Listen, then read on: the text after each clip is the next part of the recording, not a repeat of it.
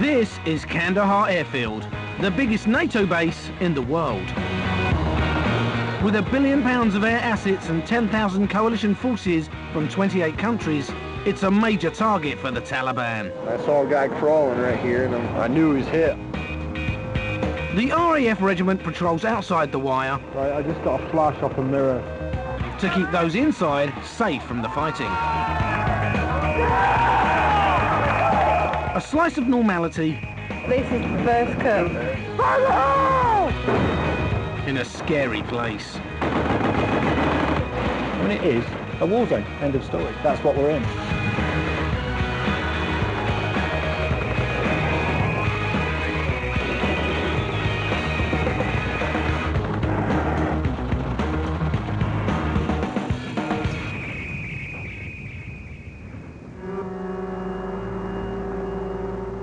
It's 8 AM on Kandahar Air Base.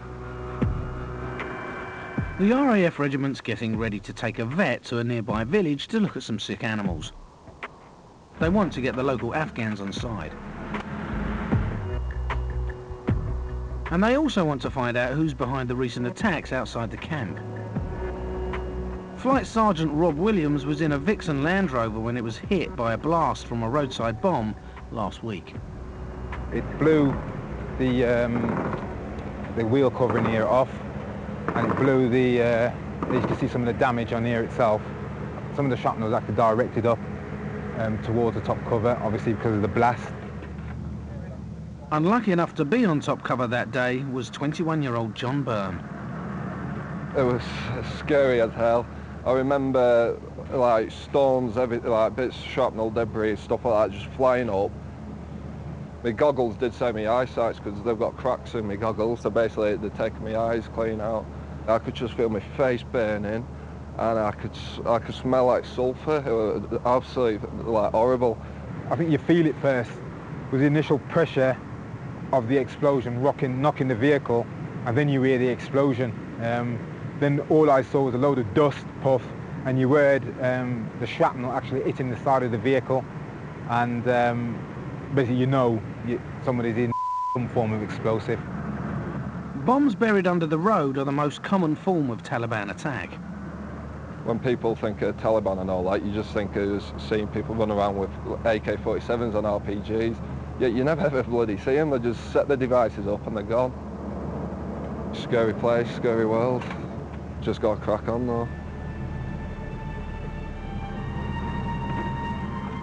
The number of attacks has gone up in the last few months, and it's got the regiment's nerves on edge. I hope that's just the one that we go through in our 6-month tour. You never know. But I've requested to get back to work as soon as possible, just because the longer I put it off, I doubt I'd want to go back out. Made you scared to get like back out, if you know what I mean. So I just wanted to crack on with it, and I'll try and put it out back in my mind. He's always going to be apprehensive now. We're all going to be apprehensive now when we go out on the ground. Rob's been a regiment soldier for 22 years, and he knows that his young lads have good reason to be worried. I think if you stop being scared, that's when you start to become blasé. I think anybody who turns around and says they're not scared to go out on the ground, knowing what's out there, would be a liar as well. But there's nothing wrong with a bit of fear every time you go out the gate, because it heightens your senses, doesn't it?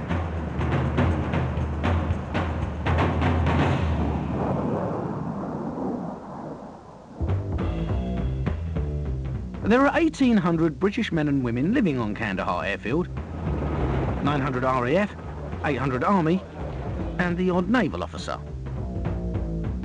Lieutenant Pete Barfoot's just been posted to Afghanistan, where he's got the job as political advisor for the camp.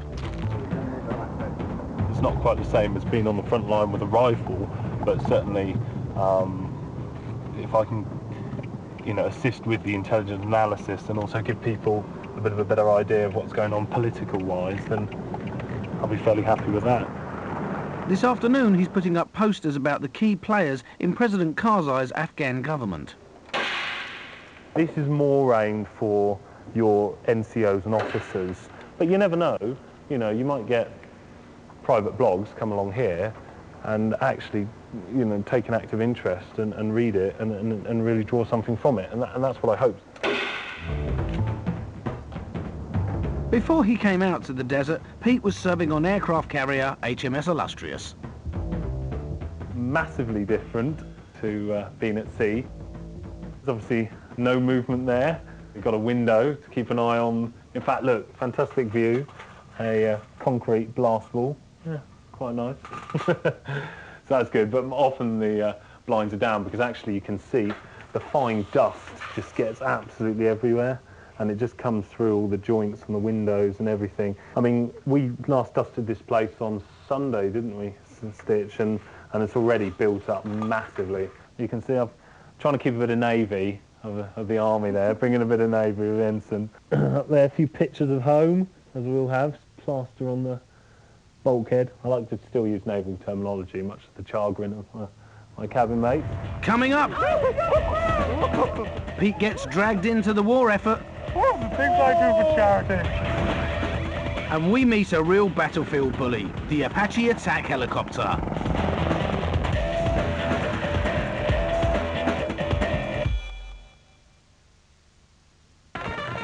At Direct Line Home Insurance, we hate to be beaten. We're not on price comparison websites, so we don't pay them commission. And when you come to us direct, we can give you savings. So, right now, we're halving the cost of our contents insurance. You're never sure of the best deal until you come to us direct. We sorted him out good and proper. We? Well, yeah. Extraordinary. So for 50% off contents insurance, call us now. Or visit directline.com. We're caught in a trap. Can't walk out. Because I love you too much, baby. The new Peugeot 207 Verve. For a mere 9,740 quid, you get alloy wheels, air conditioning, chrome fogs, custom trim, and Bluetooth hands-free. Same time tomorrow? Mm-hmm. With suspicious mind. Peugeot.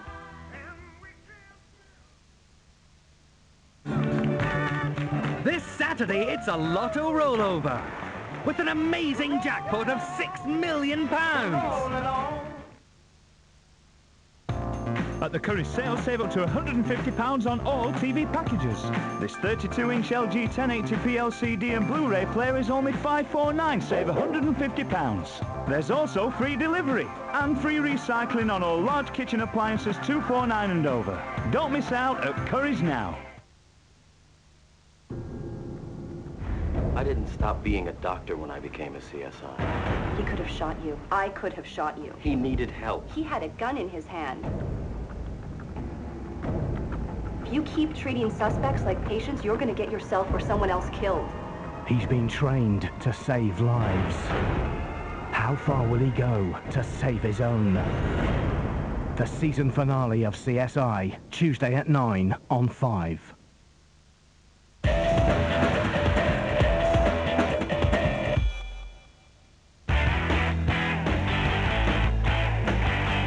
In the middle of Kandahar airfield is the Boardwalk, an area that's got everything you wouldn't expect to find in a war zone.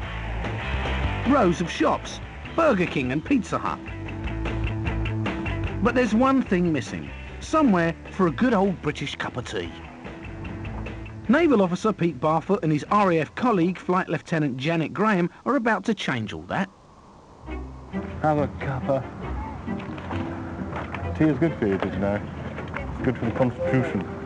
Obviously, we're promoting it as a traditional English, or British, I should say, tea party in the middle of the desert with refreshing tea and coffee and cake. There might be one or two traditional aspects you'd expect to see in Britain. More flags and balloons is the order of the day. It's not just about the British making their mark on the Boardwalk. It's all for a good cause, helping the families of our armed forces. Janet's off to the British canteen to collect the centrepiece. Right, let's go and find this cake, hopefully. Oh my God! That is amazing. Thank you so much. Now they've just got to get it out in one piece. That would cost thousands of pounds in the UK. With all the vital ingredients for a perfect tea party ready, the big brew can get underway. 2 teas, please. 2 teas. This is the first cup. First slice. Cup of tea. We've done it on a Saturday morning where the tempo here tends to be a little bit more chilled out. People have got a bit more spare time and they're not under pressure to get back to work so much. Is it nice? There's delicious cake and fine tea on offer, but the turnout's a little disappointing. On the other side of the boardwalk, the Canadian coffee shop is proving to be stiff competition. But Pete has a plan. The Yanks don't know what's about to hit them.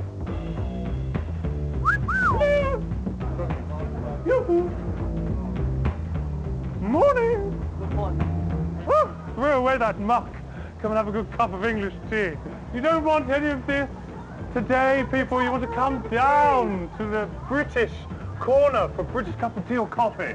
Had I known this was going on, I would have went down there first. That's all right. You're a big chap. You can fit 2 cups in. I can see you're a 2-cup man. Okay? Right. Come along. That's come along. Good, thanks. Thanks. There's a few people giving us the old rabbit in headlights look. But as long as we can promote the message, you know, hopefully we can get, if we get at least, you know, a few or dozen down there, that's better. Do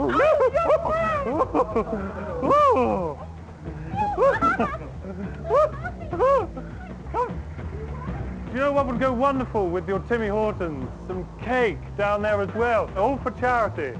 All for charity. The British charm offensive seems to be paying off. It's gone really, really well. We've had loads of people. Yeah, and we've got a whole tin of money and we sold all of that cake. And a grand total of $700 goes to a very deserving cause. Oh, the things I do for charity. Oh, thank you.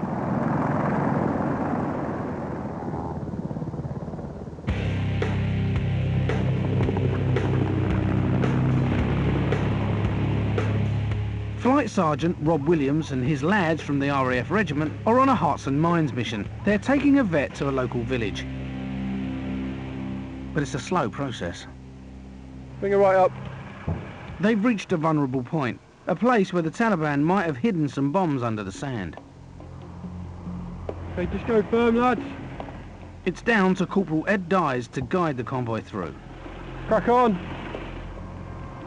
So basically what we're doing now is just adopting the prone position just in case anything did go off. Then, you know, the lower you are, the less likely you are to get some of it.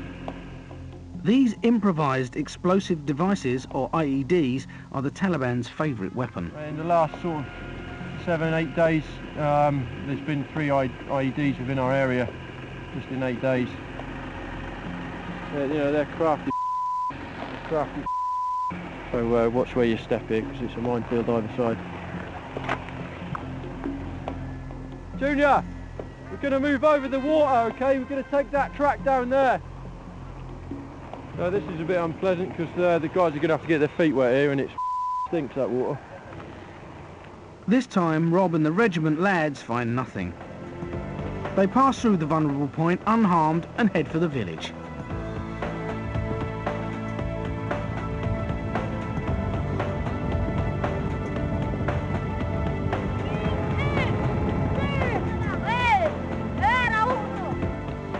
An hour later, they arrive. And Rob and the lads are an immediate hit with the children. The majority of them are just like any other kids, they just want to play. I mean, at the end of the day, they haven't got what our kids have got back home, to make do with what they've got. But most of the time, it's rewarding. They put a smile on their face, it's all right.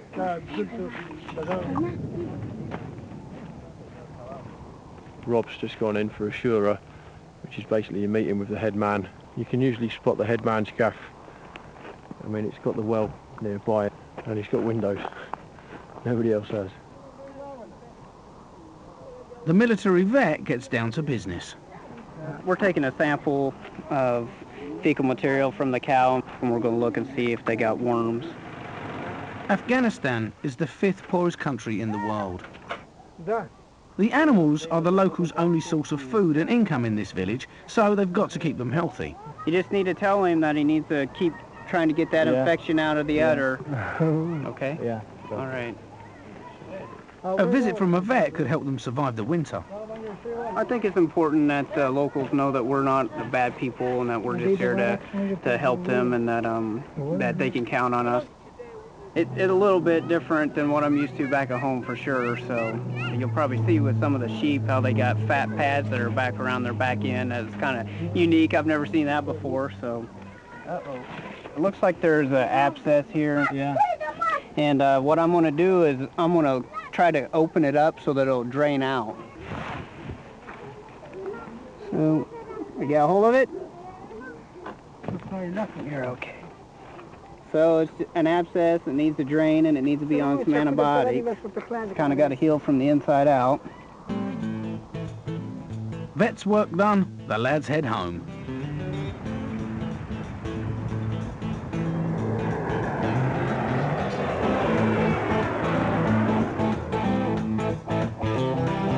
Mark Hand is the man in charge of the regiment, so he's responsible for everyone's safety inside the camp.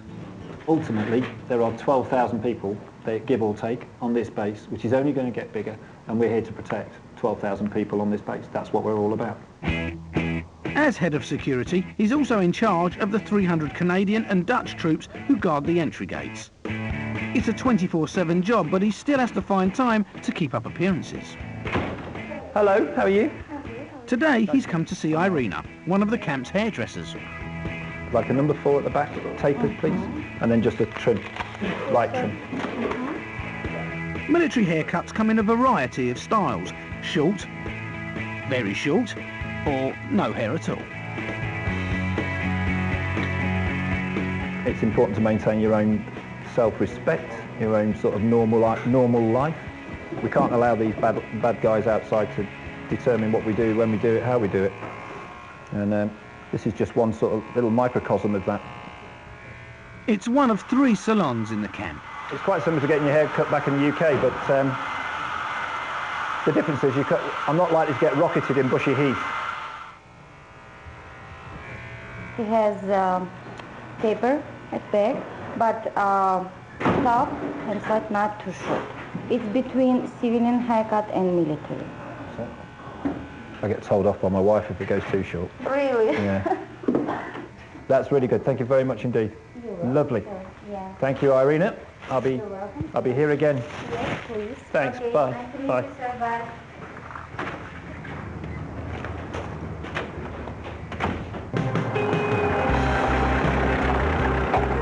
There are troops from 26 different NATO countries in Kandahar, all sporting military haircuts and desert combat gear. On the face of it, they look the same, but there are some subtle differences.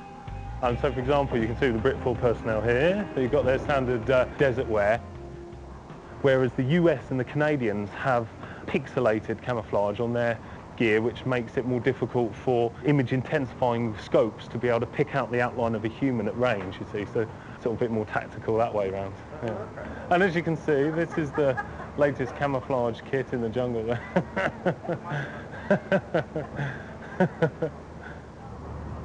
Troops like to personalise their uniforms too, anything to stand out from the crowd. Pete's visiting a little business that does a roaring trade on camp. I'm coming along to the tailors to basically get this hat altered, which is for a friend of mine who can't make it up here. The British Army and the Air Force and elements like to shorten in the rim and make the top a bit smaller. It's sort of the style of the army. I suppose it makes it more sort of, I don't know if beret look, but certainly smaller on the head. I personally don't go for it because I don't have a problem with mine, but you know, whatever spins your props. Good afternoon. Afternoon. How are you all? Excellent. A friend of mine's asked me if she can do the standard shortening in of the rim, you know, by about, I don't know, 4 stitches or so. The shop's been here for a couple of years and it's run by Filipino civilians. And it's not just alterations. Loads of troops come here to customise their uniforms with military badges. Here, you You sent me to Afghanistan, you right out. 10 minutes and $7 later. Got it. Got it. That was quick. But you can see, you know, they're shortening the rim and then shortening the top as well. But they sort of plonk it on like that and they sort of flatten down the boss front and lift up the top and go like that.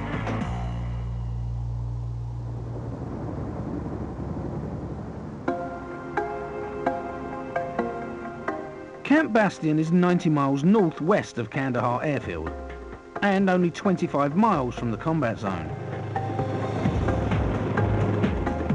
The RAF Chinook crew do a 4-day stint here, transporting supplies and troops across Helmand province. One of the Chinook's most vital roles is as an air ambulance, picking up wounded soldiers. It's part of the Immediate Response Team, or IRT. Chinook pilot Jockey and co-pilot Scratchy are on 24-hour standby in case of an emergency call-out. I would say the most important role for us here is the IRT, which we're doing today. So that is to go out into theatre where someone's been wounded and take the medics with you, pick the person up, the medics try and stabilise them as best they can, and then recover all those people back to usually Camp Bastion, where they can be brought into proper treatment in the hospital here. I think IRT is probably the most satisfying thing we do out here, because you see a definite impact. You know, it's quite nice to know that you're helping other people out. You're trying to keep your body in rest, because you could go in the middle of the night and you have to be on the ball. So I'm here at the moment, resting and just waiting on the next call. So I know that if it happens later on tonight, I won't be tired when I go and do it. It's a high-risk job. They'll be flying directly into a combat zone. And when it lands, the Chinook is a big, slow-moving target for the Taliban.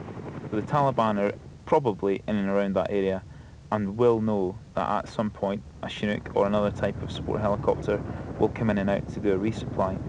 So we need somebody upstairs while we go in low to watch what we're doing, to protect us as we go in and out. And that somebody upstairs is an Apache gunship. It's an American attack helicopter, adapted by the British Army and armed to the teeth. Pilot Will Rouse has been flying the Apache for 2 years. He's 24 years old and this is his second tour of Afghanistan. The enemy forces are very scared of the aircraft because they know most of its capabilities, and whenever we turn up they normally go to ground, hide in all the trees and the ditches and stuff. They've got good reason to be scared. The Apache's a real battlefield bully. It can pack a variety of weaponry, including a 30mm Boeing M230 chain gun that fires an awesome 625 rounds per minute. And it's controlled by the pilot turning his head. Attached to each wing can be pods of 19 CRV-7 rockets. Fired separately or in bursts, they're capable of devastating light armoured vehicles. And next to the rockets, it can carry 8 laser-guided Hellfire anti-tank missiles, powerful enough to destroy the heaviest armoured tanks from 5 miles away.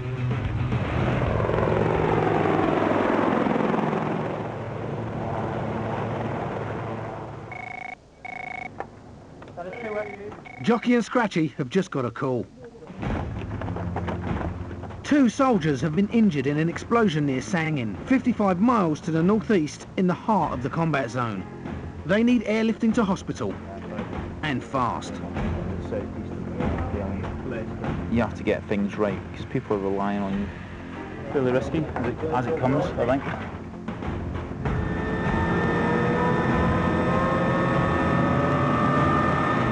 As the Chinook crew complete their last-minute checks, their Apache escort race to get airborne. Got a shot, escorting the IRT.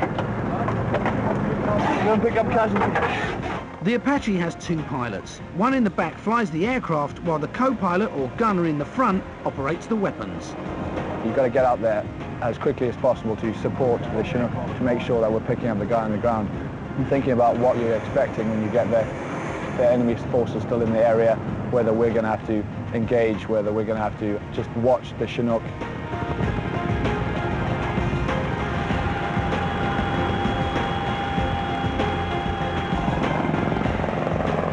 It is quite a high adrenaline thing because obviously there's so much of the unknown. We think that it's not going to be the worst thing, but you've always got to be prepared for that.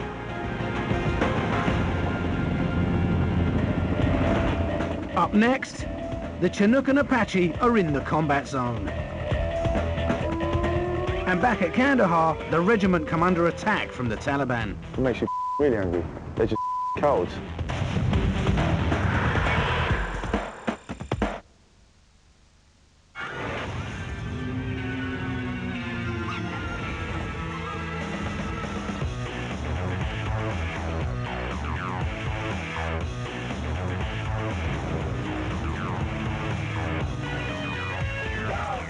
The new Citroen C3 Picasso, the Space Box, from 11,495 or 9,495 with £2,000 qualifying old car scrappage allowance deducted.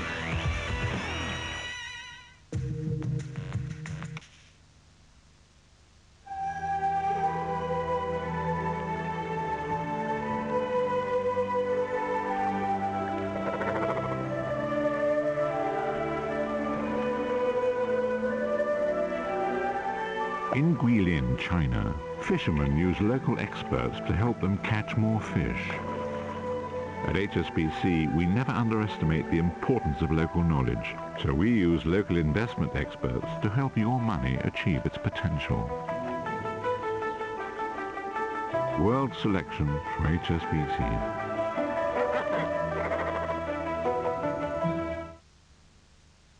Liquifeed is the amazing feeder with ready-to-use plant food from Miracle Grow. It couldn't be simpler. Just attach, insert and feed. And plants get the right balance of water and plant food to grow twice as big.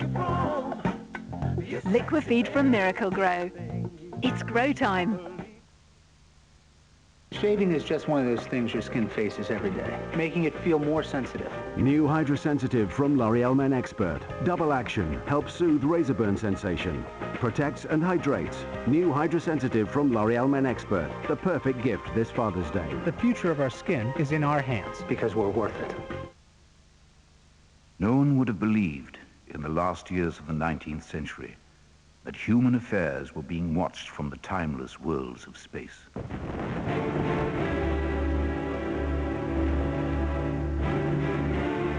The War of the Worlds Deluxe 30th Anniversary Edition. The chances of anything coming from Mars. Relive the excitement with the War of the Worlds. The perfect gift for Father's Day. At the Curry sale, save up to £150 on all TV packages.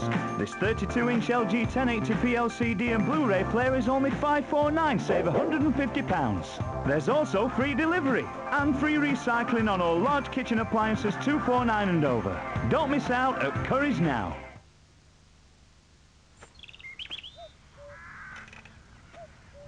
To create our fastest weed killer yet, we look to nature.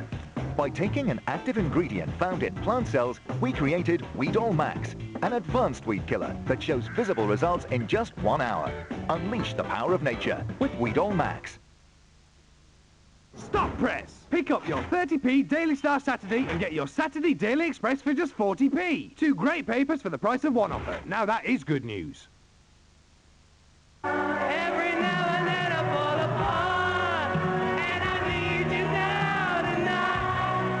Now you can talk or sing for longer with Pay As You Go.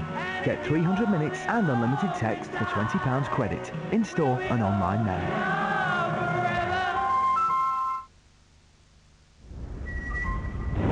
You know, if you're going to send someone to save the world, make sure they like it the way it is. Searching for that X Factor? Let's take this to the next level. There's only one place to be. You didn't think I wasn't good for it. Triple X Joints Fight Night, 9 p.m. Sunday on 5.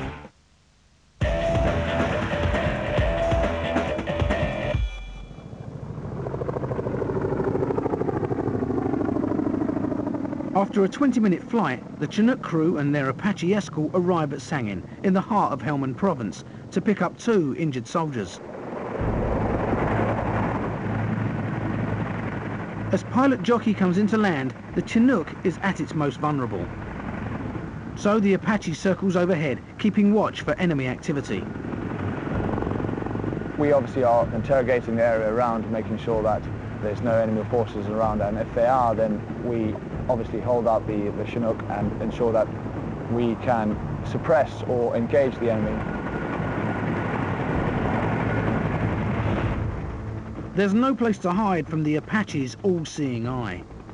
Telescopic sights and night vision sensors in the nose of the aircraft allow the gunner to detect and pinpoint enemy threats by day and night.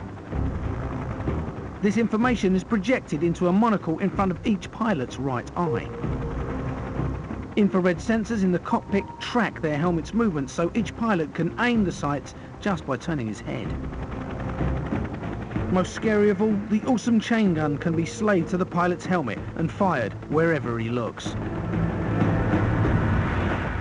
If you suddenly get engaged from the side, you can look back at where you've been engaged from and do a snapshot and engage the target. Jockey lands the Chinook as close to the casualties as possible and the Medivac team quickly get to work. There's a couple of times when we've had rounds fired past the aircraft, which immediately got my adrenaline rushing. However, you've got to stay focused and ensure that you can prosecute the target or prosecute where those rounds have come from.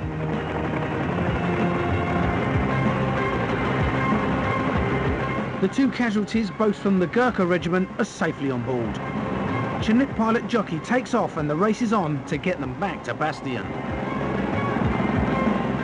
Co-pilot Scratchy focuses his mind on what's going on in the cockpit rather than out the back. You don't see anything when you're sitting in the front, which is a good thing. You sit and feel fairly helpless when you've got the aircraft going as fast as it can go, trying to get it to where it needs to be, and just hoping that the guys in the back are winning the battle, I guess. The two casualties both made full recoveries. When you pick someone up and you know that you got them to hospital on time, that's definitely pretty rewarding.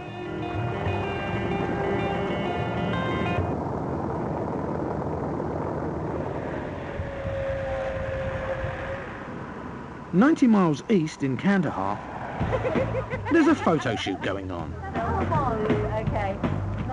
26-year-old Tracy French is one of 14 aero medics who assist injured soldiers back to the UK. Could ask the shorty to step aside. I'm quite tall. Okay. Frenchy, get over here. There's a lot of people leaving in the next week, so we're just trying to get a photograph of us all together, really. We have a laugh every day, even if it gets a bit touchy sometimes, the hours that we're doing and stuff like that, but no, everybody gets on really well. There we go. I just throw her off. Drop that off here. Frenchy works over by the runway in the air staging unit. Right then, do temperature first. Most of the sick and wounded in southern Afghanistan end up here waiting for a flight home. I don't think anybody really wants to go home in these circumstances, but I mean, that's why we try and make it sort of as comfortable and as relaxed for them as we can. If the fly comes near, press that button, but don't touch that. Put your hand on. No chance, not happening. You've got to make sure you press the button though when you hit a fly. It'll electrocute them. There have been 1,200 British Aeromed evacuations from Afghanistan in the last 2 years. Army Lance Corporal Colin Spooner was injured 8 days ago, fighting alongside the Marines in Helmand province. He's 21 years old. So where I was, it's like the green zone, like a lot of rivers and cornfields and opium fields and stuff like that. It's quite hard going, especially with the heat and that. They were ambushed by the Taliban and Colin was hit by shrapnel from an 82mm mortar shell. Obviously I was in mega shock and just sort of like walking around like screaming and that, and then my mates come up to me and as soon as I saw my mates I was alright. They sorted me out, so I just want to get home now and just go from there. Colin's flight doesn't leave till tomorrow. Right then, let's go shopping. So, French is taking him and the rest of the walking wounded for a bit of retail therapy. The American Superstore is one of 3 supermarkets on camp, selling everything from magazines to mountain bikes. Just making the day pass, just gives them something to do. Just trying to entertain them for a little bit. But keeping tabs on 5 grown men isn't easy.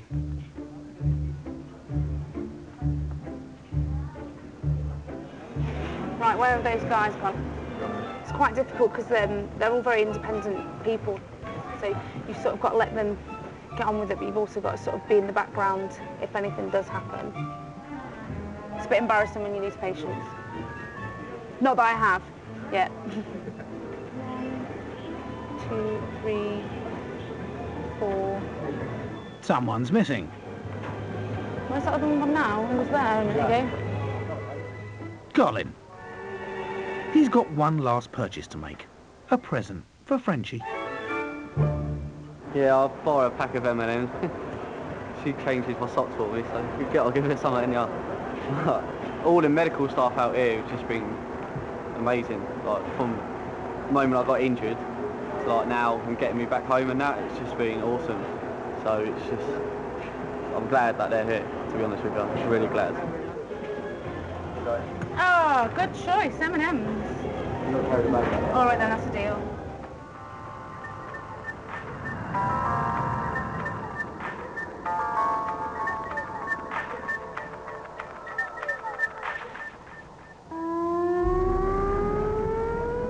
It's midnight. News has reached the camp that Rob Williams and his RAF regiment lads have gone over another improvised explosive device just outside the base. Their boss, Mark Hand, is in the command centre, coordinating the rescue. At 23:30, we've taken an IED strike against the lead vehicle in a 4-vehicle convoy. It appears has been struck by a very large IED at the time when they were conducting their vulnerable point checks. The Wimmick Land Rover's taken a direct hit from the bomb, and 3 of the regiment lads are seriously injured. One in particular, Flight Sergeant Rob Williams. I've spent time in Iraq with him last year. He's a fantastic soldier, one of the best, and gutted to hear that it was him. Heart sank, to be honest, when I heard that. The indications are that it's 4.5 tons of Wimmick that's been blown about 15 feet to the side of the road, has been flipped. We have 1 man trapped underneath that vehicle at the moment. There are now 30 guys trying to get that vehicle either up onto its side or jacked far enough up so we can get this casualty out. Yeah, it's not good when you hear that. It is a sickening feeling.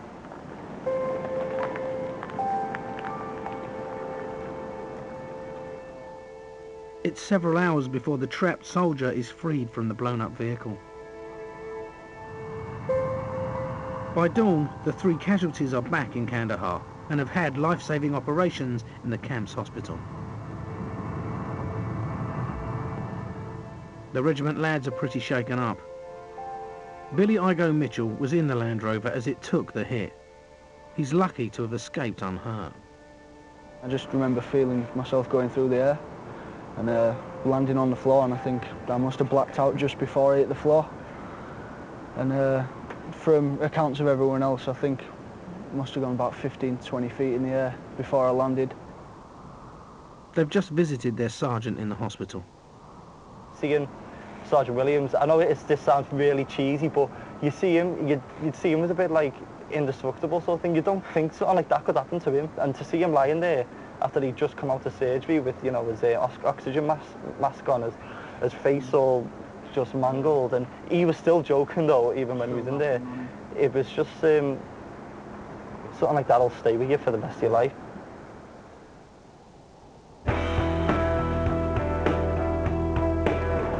One of Rob's best mates is Sergeant Bennett Jones. The news has hit him hard. The only people that will stay in your vehicles are the top covers, because most of you lot are search team. It makes you really angry. They're just cowards. If we knew where those were at that time, I think, well, we would have gone there. I guarantee that now.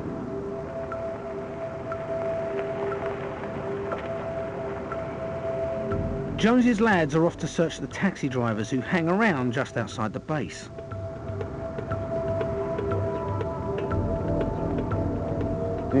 I'll go anywhere to sniff them out, all right? Yeah, see if they're open. Yeah. The regiment suspects that some of these men are feeding information to the Taliban. We've just been tasked to hit this car park, really, because I know it's right next to the main gate, so it's not that far at all from the camp. The reason being is obviously every time we go in and out, there's personnel in this car park. They're always on mobile phones and so on. Obviously, we call them dickers. They obviously then use the phones to give indication to the people out on the ground when we move out. They reference where to place IEDs, how many vehicles are going out, all that sort of stuff. I was checking the back of his phone, see if he's got more than one SIM card in it, because if usually, you open it. Usually if we've got more than one SIM card in it, it's going to be used to dick us. 2 different SIM cards avoids getting caught by the system. You know what I mean? So I check he hasn't got that. Then Jay finds something suspicious strapped to one of the drivers. Jeez. Actually, take it off. What the hell is it? Jesus. They just pulled the girdle off and then put it as a vest. So it's like girdle? Yeah. Gave me a bit of a scare that when I felt it on him, like. Almost the same as, I suppose, what a suicide vest would feel like. Jules is using a bit of kit that's helping the regiment identify the enemy. Right. Okay, over there. It's a retina scanner. Checking if they're Taliban or not. Or if they wanted, basically. In an instant, it'll check the person against a database of thousands of known Taliban. Right, over there. If it is serious, basically they get taken out of our hands. Who's further up the chain? Yeah, indeed, and all the people are searched now. We're just working through the last of the vehicles now. Bag of weed. You have to leave and keep it because it's not illegal over here. What they'll do is they'll put it, it's a bit like chewing tobacco, they'll put it under the front lip and gives them a sort of a high. It's just fields of the stuff, absolute fields of it, so there's no way you can really police it. Not the biggest haul. We're back in as you found it. There'll be no complaints. But the message to the watching Taliban is clear.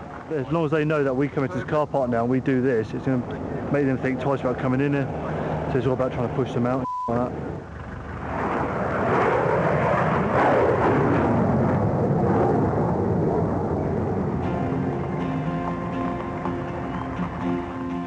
It's 11 p.m. and Frenchy's back on duty. DVD player for the flight back. She's getting ready to escort her patients back to the UK. They'll be flying in a C-17 Globemaster, the RAF's latest addition to its fleet. It's built to transport a Chinook or 3 Apache helicopters. But tonight, the medical team's busy converting it. We are basically building a mini ward on the back of the plane, I suppose, ready for the guys to come on, like a little hospital. The aeroplane itself, you can see all these leads leading up here.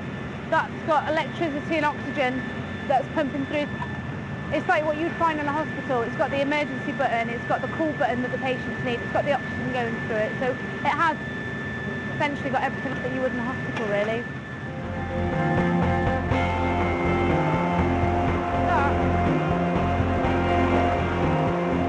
The first of French's patients start to arrive. Nice and slowly, don't fall over on camera. Including Lance Corporal Colin Spooner, who was injured in Helmand. We'll just try and make their flight as comfortable as possible. Obviously the nurses will be giving them if they need any painkillers and things to make, it's just to make the trip back as comfortable as you can. Are you alright? The 5 walking wounded are safely tucked in. But there are 3 more casualties booked onto this flight. Rob Williams and his 2 regiment soldiers will go on last. Because of the seriousness of their injuries, they're being kept in hospital as long as possible. The new commander of the airbase, Andy Fryer, and the regiment boss, Mark Hand, have come to say goodbye. Well, we're about to go and wish them luck, really. It's always a difficult thing when you've got guys lying in hospital. It's not minor injuries we're dealing with here. These guys are seriously injured. It takes a little bit of steel to face them.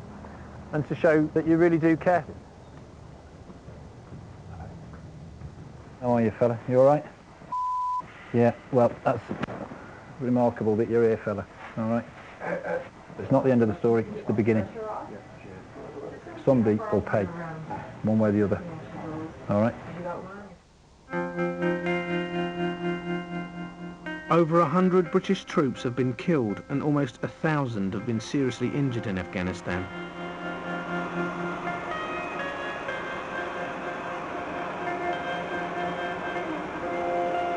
Last on tonight's flight are the 2 wounded regiment lads and their sergeant, Rob Williams.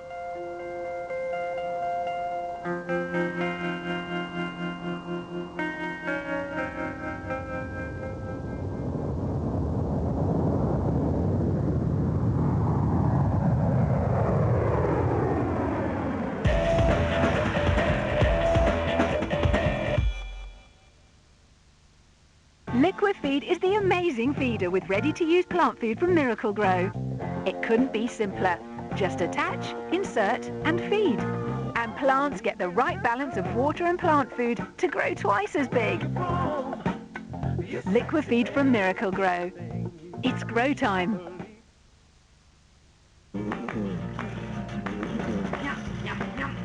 Scrap your old car under the new government scheme and get £1,000 off the price of a new Fiat Panda Active Eco.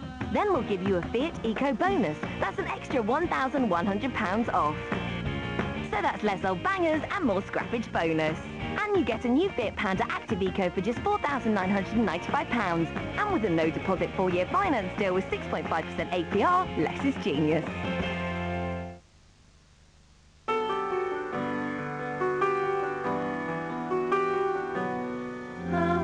Chill from Ministry of Sound. He's appeared in several Hollywood movies, owns an investment company, and even edited a national newspaper. His close friends number Bill Clinton, Nelson Mandela, and a Pope. He has raised over £80 million for charity, and he's the only person ever to be nominated for an Oscar, a Grammy, a Golden Globe, and the Nobel Prize. His music isn't bad either. Bono, all that he is, with an exclusive in-depth interview, only in this weekend's Sunday Times. We know things are a bit tough at the moment. So at Direct Line Car Insurance, we've got another great deal to help you out. Right now, you can get 52 days worth of free car insurance a year. That's the same as 1 free day of insurance every week. Are you all right, old boy? Oh yeah, just in a bit of a daze, that's all. And remember, you won't find our deals on price comparison websites, and we can give you savings. So you're never sure of the best deal until you've come to us direct. So for 52 free days worth of car insurance, call us now. Or visit directline.com.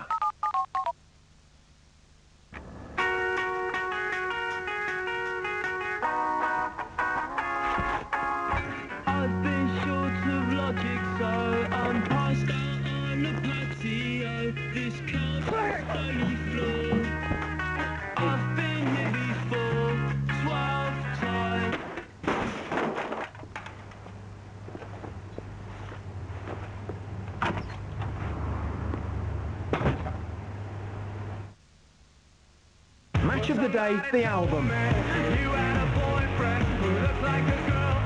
40 anthems for home and away.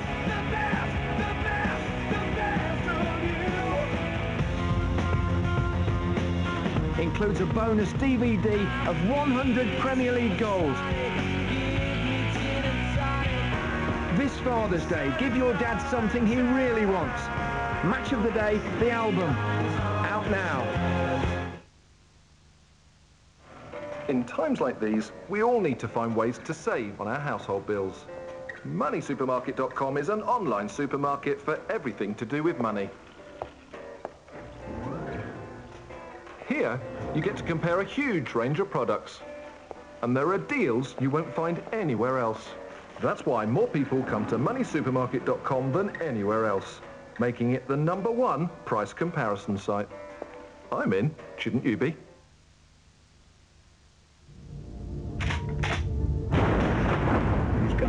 What? He's dead. Oh my God! Listen to me, Horatio's gone. He's dead. Horatio had enemies. We know that. Must have been someone close. The new season of CSI Miami starts Tuesday the 30th of June on 5.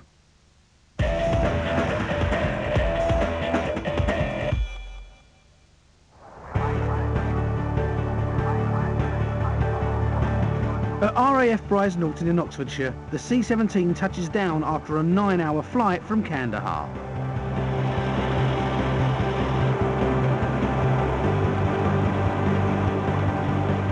Aeromed Tracy French has been looking after 21-year-old Army Lance Corporal Colin Spooner. He was injured in a mortar attack 10 days ago. This, I suppose, is what you joined up for, making sure the guys get home safely. It's nice.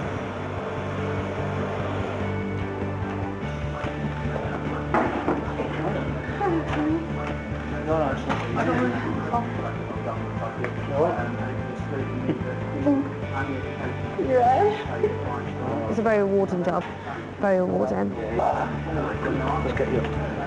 Especially when the parents see them, you can see the relief in their faces when the guys get here and they're okay. Would you like to have them home? In the worst week of my life. A week and a bit.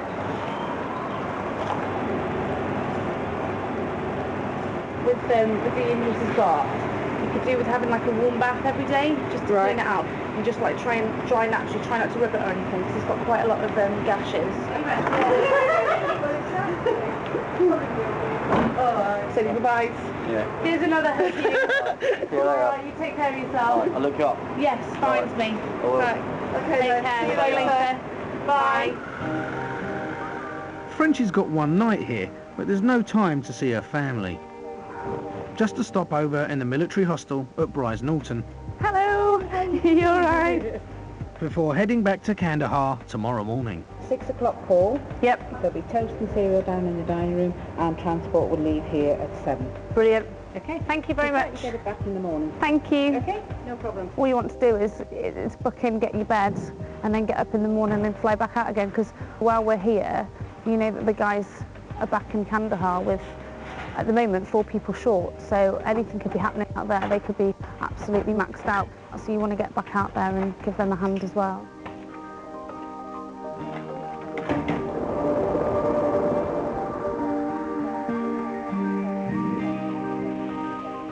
Back at Kandahar, Wing Commander Mark Hand and his intelligence forces have been busy. They've arrested the men they think are responsible for the bomb attack on Rob Williams and the other regiment lads. At the peak of questioning, there were 9 guys in detention.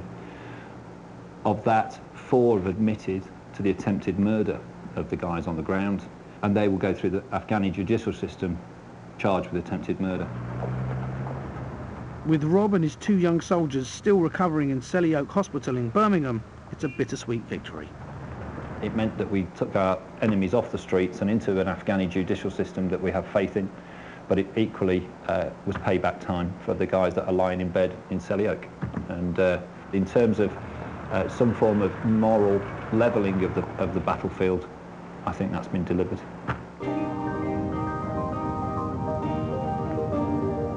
It's been a difficult few days, but life soon returns to normal at Kandahar.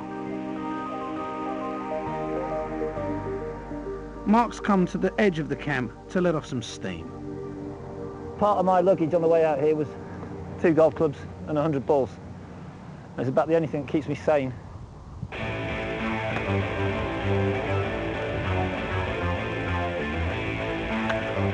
can get out for half an hour on a Sunday morning and just knock a few golf balls around. It sort of takes you back to where you want to be actually.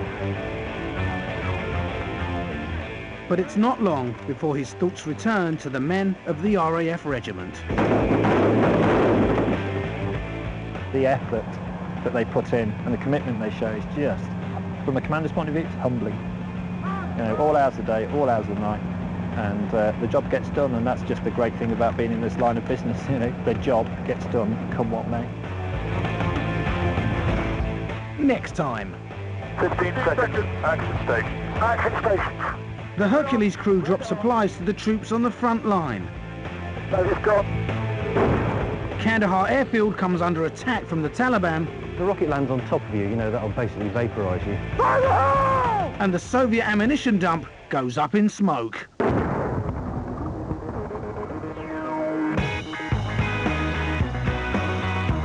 Well, if you've missed any of our new series, Air Force Afghanistan, you can catch up really simply online via Demand 5. Next tonight, though, the discovery of a body leads to a startling NCIS.